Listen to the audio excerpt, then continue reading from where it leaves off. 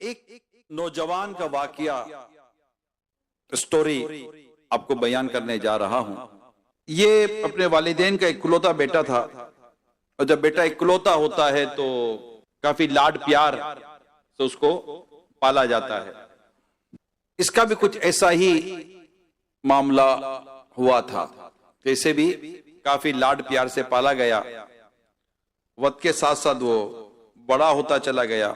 लाड प्यार की वजह से उसका जो दिमाग था वो खराब होता गया, यानी बिगड़ता चला गया। वो उसके अंदर वालिदैन की लिए को मोहब्बत, शफकत, प्यार और हमदर्दी का जज्बा उसमें था नहीं। माँ बाप के साथ बदतमीजी करता, इनके साथ बदअखलाकी करता, उल्टे सीधे अल्फाज कहकर माँ बाप को तकलीफ पहुंचाता। एक वक्त आया कि वालिद साहब का इंतकाल हो गया, और इसी तरह बाप को तकलीफ देता देता देता रहा। आखिर कभी बाप से इसने माफी ना मांगी, और वालिद साहब एक दिन दुनिया से रुखसत हो गए। अब माँ अकेली रह गई। वालिद की वफात के बाद भी इस नौजवान में कोई तब्दीली ना आई। जैसा था वैसा ही रहा, बदतमीज का बदतमीज, बदअखलाक का बदअखलाक, बेबाक था। माँ बाप के साथ तो बदतमीजी करता था, बाप के जाने के बाद अब माँ के साथ भी वो बदतमीजी, बदअखलाकी, तू तड़ा, अबे तबे से बातें करता। दिन ब दिन इसका रवैया खराब से खराब होता चला गया। माँ बहरहाल माँ होती है, इसके अंदर औलाद के लिए बेतहाशा मोहब्बत होती है। औलाद कितनी बिगड़ी हुई हो, माँ अपनी शफकत का और अपनी मोहब्बत का अंदाज बनाए रखती है। बुरे साथियों की दोस्तियों ने इसे मजीद बिगाड़ रहा। घूमना फिरना, उल्टी सीधी दोस्तों की हरकतें करना, ये इसकी प्रैक्टिस थी। माँ इसको मना करती। माँ को अच्छी तरह मालूम था कि बुरे साथियों की वजह से ये मजीद बिगड़ेगा, ये मजीद खराब हो जाएगा। वैसे ही इसका दिमाग है ही इस तरह का। माँ के लाख समझाने के बावजूद भी इसके अंदर कोई तब्दीली ना आई, और उल्टा ये माँ पर चढ़ाई कर देता, उल्टा सीधा बोलना शुरू कर देता। एक दिन माँ ने भी इसको खत लिख दिया कि अब भी वक्त है, सुधर जा, मैं तुझे समझा रही हूं, सीधे रास्ते पर चल। अगर तूने अपने आप को ना बदला तो मैं अपने बड़े भाई के कहकर तुझे फिर अदब सिखलाऊंगी, यानी अब मैं तेरी शिकायत करूंगी। इन्वॉल्व करना पड़ेगा किसी ना किसी को तेरे मामले में। अब इस धमकी का भी इसको असर वसर हुआ नहीं, का मामू भी क्या बिगाड़ लेगा मेरा। उसने और मजीद उल्टा सीधा बोलना शुरू किया,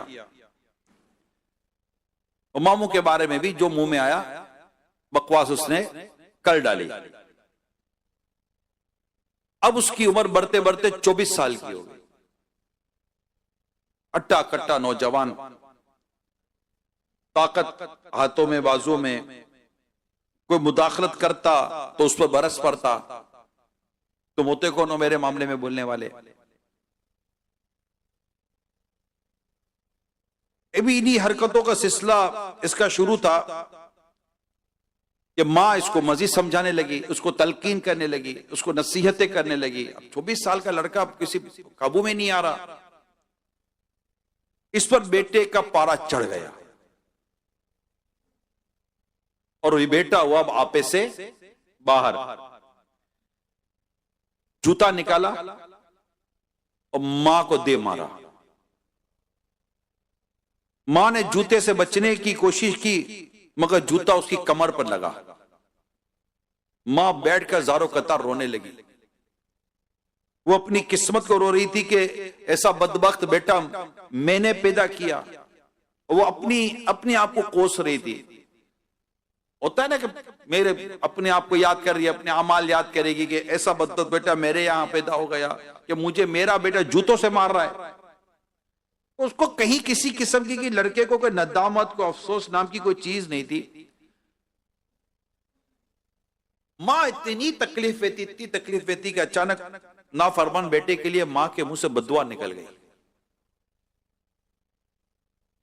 बद्दुआ, और वो भी मां की। देती नहीं है ये मां बद्दुआ, यूं देती नहीं है, लेकिन मां के मुंह से निकल गई ना। ये कहते तीर कमान से निकल गया। अब ये नाफरमान बेटा जूता मारने के बाद घर से निकल गया, दोस्तों में चला गया, अपनी करतूतों में गया, हरकतें करने लगा, जो दोस्तों में हल्ला गुल्ला करना होता है। थका हारा घर वापस आया, जाकर माँ को पूछता नहीं है, माँ गुस्से में आ गया था, दिमाग खराब हो गया था, तुझे मारा पीटा, माफ कर दे वगैरह होता है ना आदमी हमदर्दी। पता ही नहीं है कि माँ जी रही है मर रही है क्या था। थका हारा घर आता है, अपने कमरे में जाता है, जाकर सो जाता है। पूछा ही नहीं माँ को कि माँ तेरे का साथ क्या हो गया। वो माफी आफी तो बंदा मांगेगा नहीं मांगेगा, कुछ भी नहीं। सुबह माँ जब उठी तो वो तो सोया पड़ा हुआ था, माँ अपने काम में मसरूफ थी। जब इसकी आंख खुली नौजवान की, तो क्या देखता है कि वो जिस हाथ से इसने अपनी मां को जूता मारा था वो हाथ ही काम नहीं कर रहा, यानी हाथ मफलूज हो गया, हाथ पर फालिज पड़ गया, पैरालाइज हो गया, हाथ कंप्लीटली पैरालाइज हो गया। उसने फौरन दरवाजा बंद किया और चीख चीख कर रोने लगा कि मेरा हाथ मेरा हाथ मेरा हाथ। अब मां उठकर अपने काम में लगी हुई थी। अचानक मां के कानों में आवाज आई कि मेरा बच्चा रो रहा है, चीख रहा है। मां तो मां होती है ना। मां जल्दी से कमरे की तरफ दौड़ी, दरवाजा खोला तो देखा तो बच्चा तो बिल्कुल उल्टा पड़ा हुआ, 24 साल का नौजवान है, हाथ उसका काम नहीं कर रहा, मुड़ चुका है, फालिज लग गया है, चीख रहा है, रो रहा है, चिल्ला रहा है। अब मां क्या करती? मां ताना नहीं दे रही, मां ताना नहीं दे रही, देखा कुछ भी नहीं कर रही। ये मां होती है।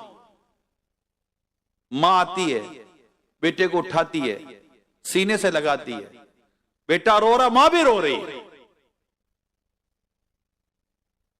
और बच्चा अब कह रहा है कि मां जिस हाथ से तुझे मारा था ना वो हाथ अब मेरा काम नहीं कर रहा, अब मैं क्या करूं। अब मां बेचैन परेशान सारी उम्र की तकलीफों को भूलती हुई रब से दुआ करती है, मौला मैंने इसे माफ किया, तू भी माफ कर दे। मगर मेरे प्यारे इस्लामी भाइयों, ये स्टोरी कुछ और है। मैंने वाकया सुनाते सुनाते कह दिया, तीर कमान से निकल चुका था। मां ने अपने रब के हुजूर अर्ज की, मौला माफ कर दे। मगर कहानी यह है, और जिससे यूं कहा जा सकता है कि अल्लाह पाक ने गोया इसके लिए फैसला फरमा दिया कि अब इसका हाथ सही नहीं होना। इसने अपनी मां पर जुल्म किया, इसने मां के साथ ज्यादती की, और आखिरकार इसका लड़के का हाथ फालिज हो गया और जिंदगी भर के लिए मोहताज और माजूर बन गया। अल्लाह अल्लाह अल्लाह। मेरे प्यारे इस्लामी भाइयों, ये बात समझने की कि बंदा अपने मां से कोई या बाप के साथ कोई सा जुल्म, कोई सी ज्यादती कर बैठता है, और अल्लाह पाक को इस कदर वो उसका अमल नापसंद होता है, इतना अल्लाह पाक उस पर मतलब इस मामले में अल्लाह कितनी भी नाफरमानी कर बैठता है कि वो समझे कि वो बहुत बड़ी भूल खा जाता है। आज मेरा बयान आप समझ गए कि क्या है। माँ बाप, अल्लाह पाक हमारे माँ बाप को सलामत रखे। हर औलाद गौर करे कि इसने अपने माँ बाप के साथ क्या किया है। उससे हाथ उठाया, उसका हाथ फालिज हो गया। कोई अपनी मां के आगे जबान चलाता है, कोई अपनी मां को तेज नजरों से देखता है, कोई अपने बाप को बुरा भला कहता है। अभी पिछले दिनों में लाइव प्रोग्राम कर रहा था, उसमें मेरे इस्लाम भाई बता रहे थे, वो कहीं जुम्मा पढ़ाते थे, तो कहा मैं जुम्मा पढ़ कर बाहर निकला तो मैंने देखा कि एक नौजवान एक बूढ़े आदमी को मार रहा है। मैं भी परेशान हो गया कि ये नौजवान है कौन, एक बूढ़े आदमी को मार रहा है। बाद में पता चले बूढ़ा आदमी इसका बाप था, बाप को पीट। ये कराची की बात कर रहा हूं मैं, गांव देहात किसी ऐसे इलाके की बात नहीं कर रहा, कराची की बात कर रहा हूं। ये बेटा अपने बाप को मार रहा था, और ऐसे मैंने कई वाकयात पढ़े हैं कि बेटा मां के ऊपर जुल्म करता है, मां की जायदाद के पीछे पड़ा हुआ है, मां के माल के पीछे पड़ा हुआ है, मां ज्यादा बोलती है तो वो गुस्सा कर देता है। ऐसे तक वाकये पड़े जिसे गरम स्त्री मां की पीठ पर लगाई है। कैसे लोग हैं ये, कैसे लोग, जरा सोचिए तो सही। कोई माँ बाप के लिए कोई रहम, कोई माँ बाप के लिए कोई इज्जत, कोई माँ बाप की कोई अहमियत है या नहीं है? मेरे प्यारे इस्लामी भाइयों, जब माँ बाप बूढ़े हो जाए ना, इनके आगे उफ तक कहने की इजाजत नहीं है। यानी कोई ऐसा जुमला जिससे माँ बाप को तकलीफ पहुंचे, क्या है, क्या पीछे पड़ गई है? हमारे यहां तो बीबी, ये कह सकता हूं कि हर तरफ ऐसा माहौल नहीं है कि इज्जत वाला, लेकिन फिर भी हमारी सोसाइटी में, हमारे कल्चर में अभी कुछ ना कुछ माँ बाप के ताल्लुक से कहीं ना कहीं को रिस्पेक्ट वाला माहौल मिलता है। लेकिन अगर आप मुल्क से बाहर वेस्टर्न कंट्री में जाए, you old man, you old women, उठाकर फेंक देते माँ बाप को, उठाकर फेंक देते, चाहिए नहीं माँ बाप। क्या हो गया? माँ बाप ने कभी उठाकर फेंका है आपको? वो पहली खांसी जो हमें बचपन में हुई थी, मां कितनी तड़पी होगी। वो पहला बुखार जब हमें था, बाप कितना बेचैन हुआ था। वो ऑफिस से आते हुए, काम से आते हुए, पहला फल जो बाप ने देखा था, उसको बेटा याद आया होगा, आज अपने बेटे के लिए मैं आम लेके जाऊंगा, आज अपने बेटे के लिए सेब लेके जाऊंगा। याद है मेरे बाप ने बिठाकर केले के छिलके उतार कर हमको खिलाने की कोशिश की, तो हम भाग गए थे और बाप पीछे भागा था हमें खिलाने के लिए। बाप घुटनों के बल चल चल कर आता था हमारे पास। कभी कोई याद है या नहीं है? भूल गए हो? कभी याद है कि मां ने अंडा बना कर दिया था, कहा था मां मुझे ये अंडा नहीं खाना, मुझे ये अंडा नहीं खाना, तो मां ने कहा बेटा सबर के तेरे को दूसरा अंडा बना देती हूं। याद है या नहीं है कोई ऐसी बात? मुझे शरबत नहीं पीना। आज भी इफ्तार के वक्त भी बच्चा जिद करता है, मां 4-4 किस्म के शरबत बना कर देती है। आज की बात करो, आज 24वां रोजा है। आज भी कितने बाप होंगे जो इस बात पर तड़प रहे होंगे कि मेरे बेटों के लिए ईद के लिए पैसे नहीं है, ईद के कपड़े दिला दो मैं उनको। आज ऑफिस से लोन मांगता है, जॉब से बोनस मांगता है, रात भर जाकर नौकरी करता है या काम करता है। क्यों? कि अपने बच्चों के लिए कोई एक सूट ले लूंगा, बच्चों के लिए कोई जूते ले लूंगा। अब्बू आप अपने लिए चलो, बेटा भी मेरी जिंदगी चली गई, तेरे लिए जीना है। आज की बात कर रहा हूं, आज भी यही हो रहा है। आज भी रात को बैठकर माँ बाप आपस में बात करते होंगे कि ईद है, ईदी में बच्चे को क्या देंगे। बाप बोलेगा सैलरी मिल नहीं रही है या बढ़ नहीं रही है, कुछ तो देना पड़ेगा ना, अपना बेटा है, क्या दोगे बेटे को? चलो कुछ बेचते हैं, कुछ करते हैं, उधार ले लेते हैं। अस्पतालों में जाकर देखो तो ये ऐसे ऐसे बच्चे पड़े हुए, ऐसे ऐसे बच्चे पड़े हुए कि डॉक्टर ने मना कर दिया माँ बाप को गोया के, लेकिन बाप है उम्मीद नहीं तोड़ रहा, जा जाकर कर्जा मांग रहा है कि मुझे मेरे बेटे का इलाज कराना है, मैं भर दूंगा, बोल रहा मैं भर दूंगा। और कई ऐसे बाप इस वक्त अस्पतालों में पड़े हुए होंगे जिनकी औलाद का पता तक नहीं होगा कि हमारे बाप के ऊपर बीत क्या रही है। क्या हाल हो गया हमारा। अपने माँ बाप के साथ इतनी ज्यादती कर रहे हैं, इतनी बेरुखी कर रहे हैं, इतना जुल्म करते माँ बाप के ऊपर। इसी तरह का एक नालायक और बेशर्म किस्म का बेटा था, बाप मर गया, बाप का इंतकाल हो गया था। अब बेटा मां को कोसता ही रहता था। बड़ा वाकया है, मैं छोटा कर रहा हूं। बेटा मां को कोसता ही रहता था। मां क्या करे, मां जाए भी किधर, बेचारी अकेली है, एक ही जवान बेटा है, और उसको कोस कोस कोस कोस के मां को आधा बीमार कर दिया। और पता है क्या बोलता था, बुड्ढी ये तो बाप की पेंशन है जो तुझे मिलती है, वरना तुझे मैं अपने साथ रखूं, गाड़ी में ले जाता, बाप की पेंशन लेता और मां के हाथ तक में ना देता और जाकर पेंशन के पैसे उड़ा देता। मां कुछ बोलती तो मां को 2 बातें सुनाता। इसी तरह मां की नाफरमानियां करता करता करता करता मां को सताता सताता बड़ा हो गया और बड़ा हो गया। एक दिन दोस्तों के साथ बाहर घूमने चला गया पैसे उड़ाने के लिए, मां को देने के लिए कुछ भी नहीं था इसके पास। जब दोस्त मुल्क घूमकर वापस आया, कार के अंदर कार तेजी से जा रही थी, कार का एक्सीडेंट हो गया। 4 या 5 दोस्त थे, सबसे ज्यादा चोटें इस लड़के को आई। इसको अस्पताल में एडमिट करवाया गया, बहुत कुछ इलाज करवाने की कोशिश की गई, लेकिन पता चला कि लड़का मोहताज और माजूर हो चुका है, माजूर हो गया। और माजूर होके जो पैसे मिलते हैं ना बाद ममालिक के अंदर, माजूर हो जाता है, को मोहताज हो जाता है, उसको पैसे मिलते हैं।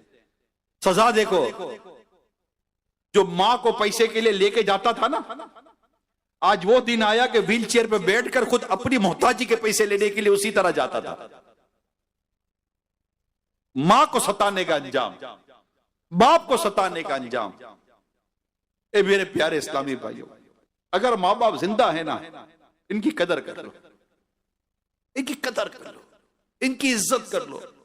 इनको एक बार ये कहते हैं ना, वालिद साहब को लेकर बैठकर एक बार बैठे, अबू बैठे, अबू बैठो, आप अब बोलो बेटा क्या बात है, पैसे चाहिए? नहीं अबू आज पैसे नहीं चाहिए। कोई काम है? नहीं अबू कोई काम नहीं है। कहीं जाना है? नहीं अबू कहीं नहीं जाना। बेटा खैरियत? क्या बात है? कदमों में बैठे आप बाप के, घुटनों पर हाथ है बाप के, बाप के मुंह पर एक नजर शफकत की देखो और बाप को बोल अबू आज जी कर रहा है, किस चीज का? आपका शुक्रिया अदा कर लेगा। अबू जज़ाकल्लाह, Abu thank you, you are great, आपने हमें पाला पोसा बड़ा किया, कितनी तकलीफ उठाई अबू आपने, मैं आपका शुक्रिया। क्या कब्र पे जाके ही बाप का शुक्रिया अदा करोगे यार? जीते जी नहीं कर सकते क्या?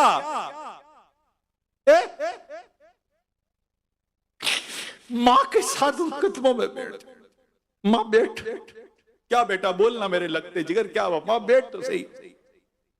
मां बोले कि बेटा बोल, मां तू बहुत अच्छी है, आप बहुत अच्छी हो, मैंने आज तक आपको बहुत सताया है मां मेरे हाथ जुड़े हुए, मां मुझे माफ कर देना। मुझे पता चला है कि अगर मां नाराज हो तो मरते वक्त कलीमा नसीब नहीं होता, कलमा पढ़ नहीं सकता बच्चा जब तक मां नाराज हो। मां तुम मुझसे नाराज मत होना, आप राजी हो जाओ मुझसे, मेरे जितनी आपकी नाफरमानी की है मां मुझे माफ कर दो। फिर माफी मांगे कहना मां आप बहुत अच्छी हो।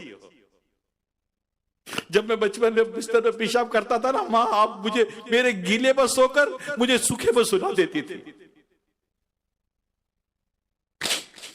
रात भर जागकर मां आपने मुझे दूध पिलाया है, और अब्बू को भी नहीं उठने देती थी, किस बेचारे की सुबह जॉब है। रात भर मुझे दूध पिलाती थी, सुबह मेरे अब्बू को नाश्ता देती थी। मां आपकी कोई सैलरी नहीं है, आपका कोई बोनस नहीं है, आपका कोई अलाउंस नहीं है, और जिस दिन ईद के दिन सब छुट्टियां करते, मां सबसे ज्यादा मेहनत तुमने की है, सबसे ज्यादा काम मेरी मां आपने किया है। और जब मेरे दूसरे भाई बहन आए ना मां, तब भी आपकी, ये आप ही हो मां, ये आप ही हो, कोई ये ना कर सके कि मेरे दूसरे भाई बहन भी आए, मगर मां आपकी शफकत और मोहब्बत का दरिया इतना बड़ा था कि मेरी ना मोहब्बत में भी कमी ना आई, और मोहब्बत भाई बहनों को भी तुम बांटती रही। मां तेरी शफकत का दामन बहुत बड़ा है।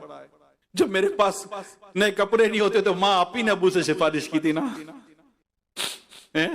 मुझे नई घड़ी चाहिए थी, मां आप ही ने कहा था ना अबू को कि बेटी को घड़ी दिला दो।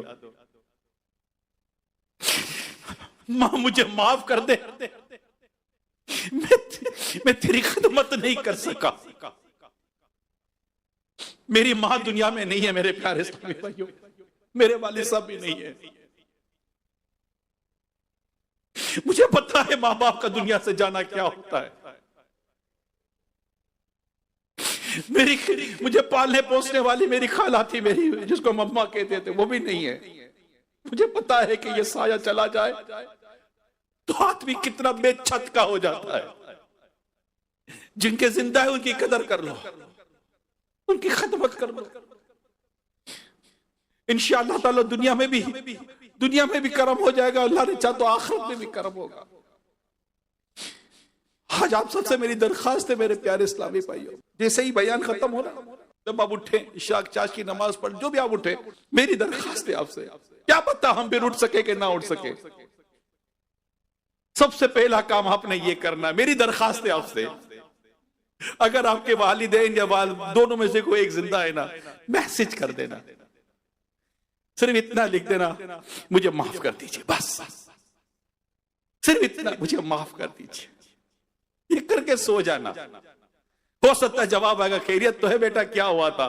ये फिर भी नहीं कहेगी कि तूने किस किस टाइम पर मेरे साथ क्या क्या बदतमीजी की थी। अब माफी मांगता है, और अगर कह भी देना तो फिर कह देना माफ कर देना। आज के बाद मेरी वजह से मेरे माँ बाप की आंखों में गम का आंसू नहीं आएगा। मैं अपने माँ बाप को तकलीफ नहीं दूंगा। एक नौजवान के बारे में मैं पढ़ रहा था। ये मौजू ऐसा, ये बड़ा जज्बाती कर देता है। ये मौजू वालिदैन का बड़ा जज्बाती कर देता है। मेरे कानों में आज तक मेरी माँ की आवाज गूंजती है। इमरान आ तो जरा दो बातें करनी है। मैं सही बताता हूं, मुझे मेरी खाला ने पाला था ना। मेरे वालिद साहब को नाश्ते में कुछ चीजें पसंद होती थी तो मैं कभी लेकर जाता था, और जब बैठ कर खाना खाता था मुझे वो वक्त याद है कि मेरे वालिद साहब कितने खुश होते थे कि आज मेरा बेटा मेरे लिए नाश्ता लाया। ये बड़ा जज्बाती मौजू है। तो वो नौजवान था, छोटी मोटी नौकरी करता था। जैसे ही उसके हाथ में कुछ पैसे आते ना, आकर टेबल पर रखता था और इसके वालिदैन पैसे उठाते थे। जितने कमा कर लाता था टेबल पर रख देता था। वालिद साहब टेबल से पैसे उठाते थे। कहां से उठाते थे? टेबल से पैसे उठाते थे। कहता है कि मैं यूं नहीं देता था, अगर मैं यूं दूंगा तो मेरे बाप को मेरे आगे हाथ फैलाना पड़ेगा। बात समझ रहे ना? अगर मैं यूं दूंगा तो मेरे वालिद साहब को मेरे आगे यूं हाथ फैलाना पड़ेगा। ये मुझे पसंद नहीं है कि मेरा बाप मेरे आगे हाथ फैलाए। मैं मांग मांग कर बड़ा हुआ हूं, मेरा बाप मेरे आगे हाथ क्यों फैलाए? मैं जाकर यूं टेबल पर रखता था, मेरे वालिद साहब पैसे उठा लेते थे। पैसे उठा के मेरे वालिद साहब मुझे दुआ देते थे, या अल्लाह मेरे बेटे को कुरान का इल्म अता फरमा। मेरे वालिद साहब एक ही दुआ करते थे, इसको कुरान का इल्म अता फरमा, इसको कुरान का आलिम बना दे। बेटा कहता है मैं रोजगार अपना छोटी मोटी जो भी मुझे रोजगार मिल जाता था कमा कर लाता था। एक दिन रास्ते में मैं जा रहा था तो मेरी मुलाकात एक आलिम साहब से हो गई। वो फतवा दिया करते थे। मुझे देखकर कहा कि नौजवान क्या मसरूफियत है आपकी? मैंने बताया कि छोटा मोटा रोजगार है, करता हूं। कहा बेटा आया करो हफ्ते में एक दिन, हमसे कुछ सीख लिया करो। नौजवान कहता है मैं इनके पास जाना शुरू हुआ और मैं सीखता। तो देखते देखते उसके अंदर चूंकि एक सीखने की ख्वाहिश थी तो बहुत जल्दी वो सीखना शुरू हो गया और ज़हीन तालिब इल्म बन गया। पढ़ते पढ़ते पढ़ते पढ़ते इसने इल्म दीन हासिल किया और काफी क्वालिफिकेशन हासिल कर ली। राइट, काफी क्वालिफिकेशन हासिल करी। इवन कि इसने पीएचडी के लिए अप्लाई कर दिया। अब वक्त था थीसिस लिखने का। पीएचडी करने के लिए एक मकाला लिखा जाता है, थीसिस लिखा जाता है। अब इसको थीसिस लिखना था। अब ये सोच रहा था कि मैं टॉपिक क्या लूं मकाला लिखने के लिए, थीसिस लिखने के लिए। अचानक उसको अपने बाप की दुआ याद आ गई कि मेरे वालिद साहब दुआ करते थे, या अल्लाह मेरे बेटे को कुरान का इल्म अता फरमा दे। का कुरान पर थीसिस लिखता हूं। इसने कुरान पर मकाला लिखा, कुरान के मुतालिक, और अपना थीसिस जमा करवा दिया। जमा कराने के बाद एक प्रोसीजर होता है, ज्यूरी बैठती है, पूरे थीसिस को देखा जाता है, मकालों को देखा जाता है, स्टूडेंट्स वेट कर रहे होते हैं। एक दिन आया कि वो स्टूडेंट जमा थे और ऐलान मतलब अनाउंस होनी थी थीसिस की कि किसको पीएचडी की डिग्री मिलनी है। तो जो ज्यूरी आई, यानी जो एग्जाम लेने वाले टीचर आए, यूं समझिए आप, जिन्होंने डिसीजन लेना था, उनमें वो शख्स भी था जिससे इससे पहले इल्म दीन हासिल किया था। वो देखकर हैरान हो गए कि ज्यूरी में ये शामिल है। उसने सारी जब रिपोर्ट्स पढ़ी तो वो फर्स्ट मैन जिससे इन्होंने इल्म दीन सीखा था, वो खड़े होते हैं, नौजवान के कंधे पर हाथ रखते हैं और कहा पहली बार में मैं समझ गया था कि ये नौजवान कुछ बनेगा। और आज ज्यूरी फैसला करती है कि हम इसे इस्लामिक स्कॉलर की पीएचडी, और जो मकाला इन्होंने लिखा मकाला हमारे यहाँ अप्रूव हो गया है और इसे पीएचडी की डिग्री हम दे रहे हैं। ये सुनते उसने रोना शुरू किया। नौजवान ने ये सुनते ही उस नौजवान ने रोना शुरू किया। तो जो साथ के लोग थे वो कहने लगे कि बरखुरदार, ये तो खुशी की बात है, हम खुश हो रहे हैं आपके पीएचडी स्कॉलर बनने पर, पीएचडी हासिल करने पर, आप रो रहे हो। कहने लगा रो इसलिए रहा हूं कि आज मुझे मेरे बाप की याद आ गई। क्या खैरियत? तो इसे सारा वाकया सुनाया। का बस वे जब भी मेरे वालिद साहब के हाथ में पैसे देता, मेरे वालिद साहब खुश हो जाते थे। बाप खुश होकर मुझे दुआ देता था, और दुआ ये होती थी, या अल्लाह मेरा बेटा कुरान मजीद का आलिम बन जाए। उस्ताद साहब, आज मैं अल्लाह पाक ने मेरे वालिद की दुआ कबूल कर ली और मैंने इस पर मकाला लिखा, और आज मेरे बाप वालिद की दुआ की बरकत है कि आज मुझे इस मौजू पर पीएचडी डिग्री मिली है। वालिद साहब की खिदमत, मां की खिदमत, मां की गमख्वारी, मां की खैर ख्वाही। मैं आपको एक बात बताऊं, हजरत सैयदना अबू मूसा अशअरी रज़ी अल्लाह ताला अन्हु और हजरत सैयदना अबू आमिर रज़ी अल्लाह ताला अन्हु ने रसूल पाक सल्लल्लाहु अलैहि वसल्लम की खिदमत में हाजिर होकर अपने इस्लाम का ऐलान किया, इस्लाम कबूल किया। आपसे बेत हुई तो आपने उनसे दरियात फरमाया, रसूल पाक सल्लल्लाहु अलैहि वसल्लम सुनिएगा, तुम्हारे काफिले में एक औरत थी जिसे फुला नाम से पुकारा जाता है, उसका क्या हाल है? तुम्हारे काफिले में एक औरत थी जिसका नाम फुला था, उसका क्या हाल है? उन्होंने अर्ज की, हमने उस खातून को उसके खानदान वालों में छोड़ दिया। प्यारे आका सल्लल्लाहु ताला अलैहि वसल्लम ने इरशाद फरमाया, वाकया यह है कि अल्लाह पाक ने उसकी मगफिरत फरमा दी है। उन्होंने अर्ज की, अल्लाह पाक के रसूल सल्लल्लाहु अलैहि वसल्लम आखिर किस वजह से उसकी मगफिरत हुई? इरशाद फरमाया, मां के साथ उसने सलूक करने की वजह से। फिर इरशाद फरमाया, अब सुनिए, इसकी मां बहुत बूढ़ी थी, इसकी मां बहुत बूढ़ी थी। एक डराने वाली आवाज आई, इसकी कौम में आवाज आई कि दुश्मन तुम पर हमला कर रहे हैं, हमला करने वाले हैं, आज हमला होने वाला है, इसलिए बस्ती छोड़ दे, बस्ती खाली कर दी जाए। चुनाचे वो अपनी बूढ़ी मां को पीठ पर लाद कर निकल पड़ी। जब वो थक कर चूर हो जाती, मां को पीठ पर उठाकर तो अपनी मां को नीचे बिठा देती, फिर अपना पेट मां के पेट से चिपका देती, मां के पैरों तले अपने दोनों पैर रख देती ताकि मां के पांव गर्मी से झुलस ना जाएं। चुनाचे वो औरत अपने इस अमल की वजह से नजात पा गई और अल्लाह पाक ने उसकी बख्शिश फरमा दी। मां की खिदमत आए है, मां की खिदमत।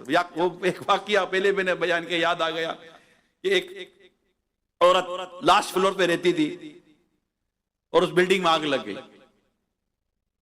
आग लगी, लोग निकलने लगे, निकलने लगे, निकलने लगे, उतरने लगे, आग बढ़ती चली गई। अब प्रॉब्लम यह था कि उस औरत के घर कमरे में एक बूढ़ी मां थी और उसका दूध पीता बच्चा था। अब या तो ये बूढ़ी मां को उठाए या अपने दूध पीते बच्चे को उठाए। इसको थोड़ी देर सोचा क्या करूं, आग घर में आ रही थी। फौरन फैसला किया और अपनी बूढ़ी मां को कंधे पे लिया, उस सीढ़ी पर चढ़कर छत पे चढ़ गई, भागी, चटपट भागी, मां को बचाना है। उस छत पर जाकर कोने में जाकर बैठ गई। अचानक बेटा याद आ गया। अब उससे फूट फूट कर रोना शुरू किया, फूट फूट कर रोना शुरू किया कि मेरा बेटा तो अब जलकर राख हो गया होगा। रो ही रही थी कि अचानक उसके बेटे के रोने की आवाज आ गई। हुआ क्या था? हुआ यह था कि जैसे ही अपनी बूढ़ी मां को लेकर छत पर भागी, फायर ब्रिगेड का अमला सीढ़ी लगाकर उसके घर की गैलरी तक पहुंच चुका था। वहां यहां अपनी मां को लेकर छत पर भागी और यहां पर फायर ब्रिगेड का आदमी घर में जाकर इसके बच्चे को उठा रहा है।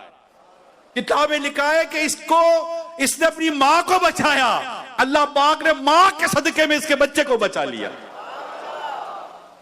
ये है मां बाप, ये है मां बाप।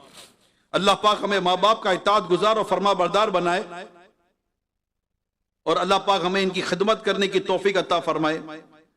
और हमें बस अल्लाह पाक कभी ऐसा ना हो कि हमारे मां बाप हमसे नाराज हो। हमने जिंदगी में बहुत सारी बेअमलियां की होंगी, एक बेअमली मां बाप के साथ नाफरमानी भी है। अल्लाह पाक हमारे मां बाप की जो जितनी हमने नाफरमानियां की हैं, हम अल्लाह पाक से भी माफी मांगे और उसके प्यारे हबीब सल्लल्लाहु ताला अलैहि वसल्लम का वास्ता भी दें। आपको चंद हदीसें सुना देता हूं कि अल्लाह पाक के आखिरी नबी सल्लल्लाहु अलैहि वसल्लम ने इरशाद फरमाया, आपसे सवाल किया किसी ने कि अल्लाह के नजदीक सबसे पसंदीदा अमल कौन सा है? फरमाया वक्त पर नमाज पढ़ना। मैंने अर्ज किया फिर कौन सा? फरमाया वालिदैन के साथ अच्छा सलूक करना। एक और हदीस सुनिए। एक रिवायत में है कि एक शख्स ने रसूल पाक सल्लल्लाहु अलैहि वसल्लम की खिदमत में हाजिर होकर अर्ज किया, या रसूल अल्लाह सल्लल्लाहु अलैहि वसल्लम, मैं आपके हाथ पर हिजरत की बैत करने के लिए अपने वालिदैन को रोता हुआ छोड़ आया हूं। तो प्यारे आका सल्लल्लाहु अलैहि वसल्लम ने फरमाया, इनकी तरफ लौट जाओ और इन्हें इसी तरह हंसाओ जिस तरह इन्हें रुलाया था। माँ बाप पता है कितने करीम होते हैं, माँ बाप इतने करीम होते हैं। ये रिवायत का मैं पूरा मजमून अर्ज कर रहा हूं, पूरी रिवायत का एक मजमून अर्ज कर रहा हूं कि कुछ लोग जहन्नम की आग में जल रहे होंगे। रसूल पाक सल्लल्लाहु अलैहि वसल्लम इनकी तरफ जाएंगे, इन्हें जहन्नम की आग से निकाला जाए। वो ईमान पर दुनिया से रुखसत हुए होंगे। बारगाह इलाही में अर्ज करेंगे कि मौला इन्हें भी, तो इरशाद होगा कि इन्होंने अपने माँ बाप को सताया है, इनको कैसे माफ किया जाएगा। तो प्यारे आका सल्लल्लाहु अलैहि वसल्लम इनके माँ बाप की तरफ तशरीफ ले जाएंगे और माँ बाप से इरशाद फरमाएंगे कि अपने बेटों को माफ कर दें। वो अपनी तकलीफों का बयान करेंगे माँ बाप।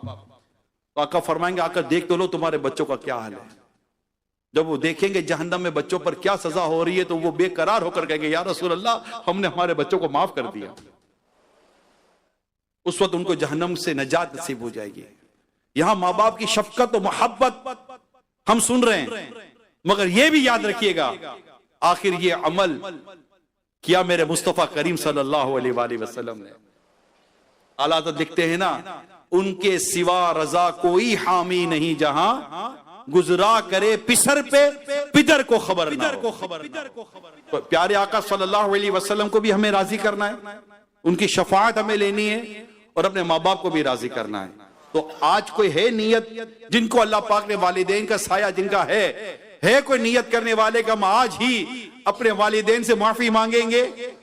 है कोई नियत करने वाले बाहर इस्लाम भाई हैं, अंदर बाहर, जो ये नियत करेगा आज हम अपने माँ बाप को मैसेज करेंगे, माफी मांगेंगे, इनसे दरखास्त करेंगे हमें माफ कर दीजिए। और अगर ये दोबारा ये कोई नाराजगी का इजहार करेंगे तो फिर माफी मांगेंगे, फिर माफी मांगेंगे, फिर माफी मांगेंगे, इतनी मांगेंगे कि अपने माँ बाप को राजी कर लेंगे। कौन कौन नियत करता है?